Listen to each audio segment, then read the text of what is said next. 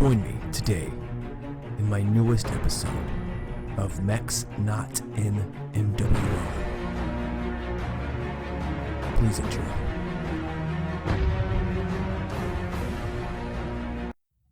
Episode 3. The Bane, also known as the Kraken. Manufacturer: Tokasha Mechworks Alpha and Olveti Weapons. Production year: 2827. Model: Prime. Class: Assault. Cost: 22.5 million C-bills. Mech type: Clan. Mass: 100 tons. Type and chassis: AXT, MK, XX. Armor: Forging C745. Engine: Fusion 300 XL. Communication systems is unknown. Targeting tracking systems is unknown. 10 double heat sinks. Top speed 54 kmh. Arraignment is 10 UAC-2s and 4 machine guns. Description: The Bane is a battle mech that is based upon a Star League prototype that was never put into production. Tagged the Kraken by Innersphere's forces who opposed it, the Bane was first built in 2827. It was originally a significant part of mini-clan Tumans, but was gradually relegated to second-line status following the introduction of the Omni-Mech. As such, it is still critical to many defensive units. The design uses a lightweight XL engine so that it can mount the arsenal that it does. 19 tons of armor protects this vulnerable mech assault. This long-range direct-fire support mech is armed with 10 UAC-2s. This weapon has one of the longest ranges in the clan arsenal, so the Bane can stand back at extreme range and pepper an enemy unit with impunity. 4 tons of ammunition keep the mech well supplied. It runs into problems up close, however, stemming from the minimum range of the autocannons. To keep enemies at bay, especially unarmored infantry, the Bane mounts 4 machine guns, 10 double heat sinks, and those are efficient enough to keep the mech cool. Variants are the Bane 2, the Bane 3, the Bane 4, and the Kraken Xr. Most notably, the Bane 4 is a redesign that actually addresses the ammunition dependency of the earlier Banes. In this upgrade, Clan Jade Falcon scientists changed many elements of the Bane slightly, resulting in a mech with a different appearance than its predecessors. Its focus is also short range, as evidenced by twin model SH Ultra Autocannons 20s. 6 tons of ammunition is adequate, though only barely. 3 System 4 ATM-6s along with 4 tons of ammunition give the design great flexibility at all ranges. A single Series 7K ER large laser allows the mech to stay in the fight in case the ammunition runs dry. 17 double heat sinks are unequal to the task assigned to them. The Falcons first deployed this multi-use design between 3065 and 3067. The Kraken Xr is another variant, Clan Jade Falcon variant that uses experimental technology. The Kraken Xr was first spotted at Olveti Weaponry on Sudeton. The standard Kraken skeleton was replaced by an endo-composite structure to save weight while keeping strength. The Kraken Xr uses 16 laser heat sinks and carries 19 tons of reflective armor for protection. The weapon load appears to be a cross between the Bane 2 and the Bane 3 variants, consisting of a pair of rotary 2s in each arm and streak LRM 10s in each torso. A single ER large laser acts as a backup weapon in case the ammunition runs dry. For more protection, the Kraken Xr mounts Case 2 in each ammunition bay. Design quirks of the Kraken Xr variant: difficult to maintain, extended torso twist, protected accutators, poor performance, and it's a prototype. So what we have is a rarely seen mech, seen on a few Jade Falcon worlds, that's become more popular in the coming years. Given their association with the design, it's possible the Falcons are actually the original designers of the Bane, also known as the Kraken in the Inner Sphere, which is an appropriate name for a mech that's been respected as a combatant. despite its quirky design.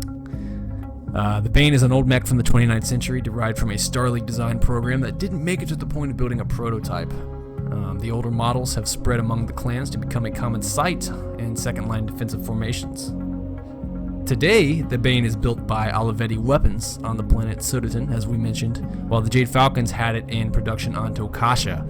Whether the line survived the recent wars of Reaving is a complete unknown. Presumably, if it did, the output is going to Clan Stone Lion. The Jade Falcons also used the design as a technological testbed for a variety of experimental systems.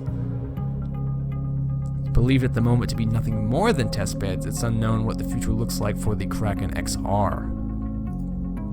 In general, though, the Bane looks to be an increasingly important part of the Falcon Tumen alongside mechs like the Jupiter as we go into the Dark Age. Although the Bane 1 variant, topping my favorite variant of them all, coming out like a champ with 10 UAC 2s and machine guns to get rid of any infantry or elementals, I'm guessing. I freaking love it. But another one of these, I mean, I'm just finding this out. Another one of my personal favorite variants, as I learned, is the Bane 2. Intended to address complaints about the original's lack of firepower, the autocannons were removed, but instead of something more conventional or balanced, the engineers stuck to their guns. I would do the same. Each arm now had a pair of Class 10 Ultra autocannons. Overall, the Bane is just a insane looking mech. Or the Kraken. I like saying the Kraken, but I keep thinking of the freaking Atlas off of MWO.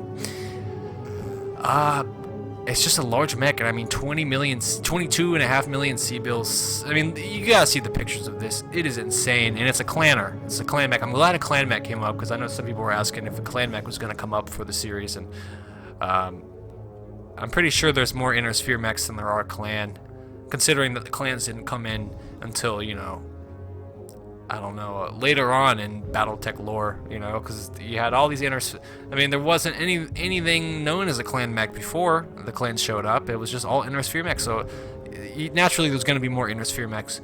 And getting aside here, because we're basically done with the Kraken and the Bane for this video, you know, when I first started MWO, I was all about the clans. Clan Ghost Bear, and I liked Clan Mechs. The Cauldronborn, the Ebon Jaguar, was one of my favorites, along with the Highlander 2C. But before the Highlander 2C was even in the game, before he was even out, even a thought, you know, I was using the Ebon Jaguar a lot, and I was all about Clan Ghost Bear. What other Clan Mechs was I using? I was using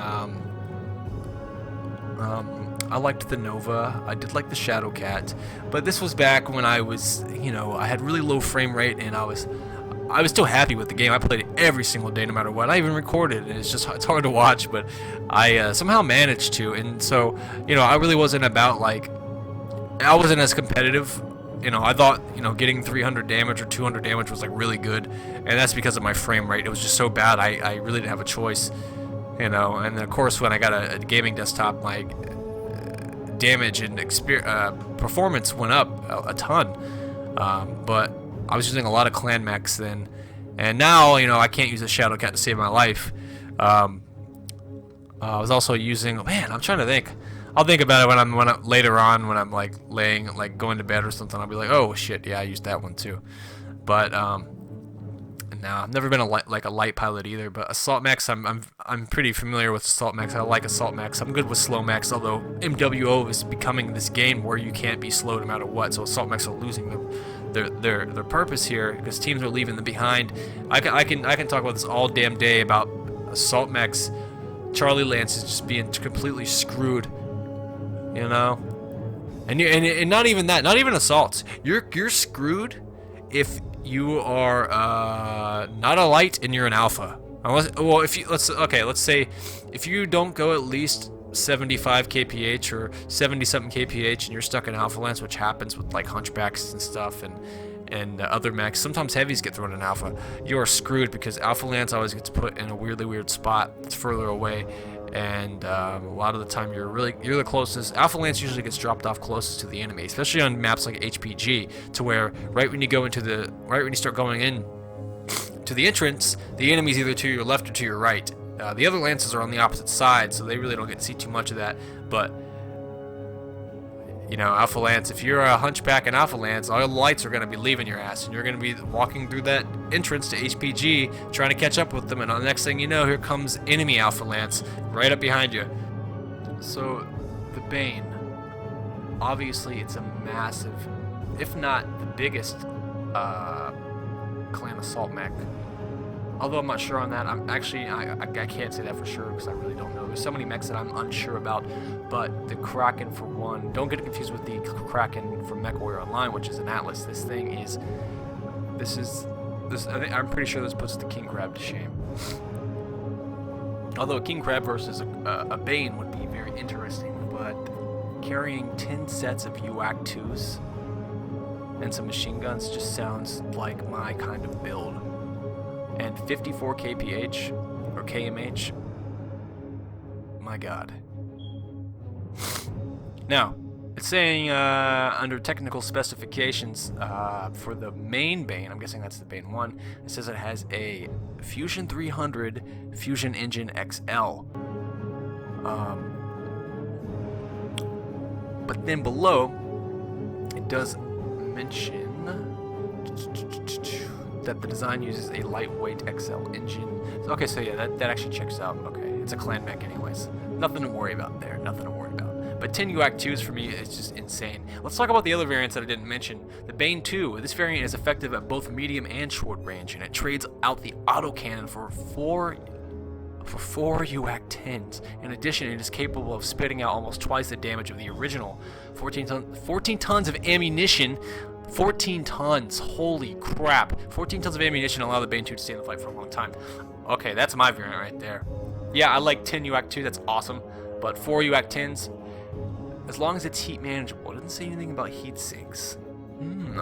Interesting. The Bane 2, we'll come back to that. Let's go to the Bane 3. This design changes the weapons configuration totally. Instead, it has 8 LRM-15s. Fudge! While 16 tons of ammunition provides sufficient for the design, a one-shot Streak SRM-4 provides one-time close support and 19 double heat sinks. 8 LRM-15s. 16 tons of... Oh, man. The Bane 3.